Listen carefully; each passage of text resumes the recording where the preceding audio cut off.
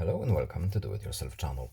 Today I will show you where to find the option and how to customize TalkBack's reading controls for Windows option in Motorola Edge 15 Neo phone. Where to look for TalkBack's controls? So we need to go to Settings, then Accessibility, next TalkBack, then Settings, then Customize menus, and here we have Customize reading controls. And here we have list of our controls. So we are looking for landmarks. Here it is. Jump between landmarks on on web page like main or navigation. Excuse me, Windows. We are going. Excuse me again. We are going to turn on Windows option right here. So here it is. It's a simple checkbox on or off. Checkbox on, off. Let's leave it on.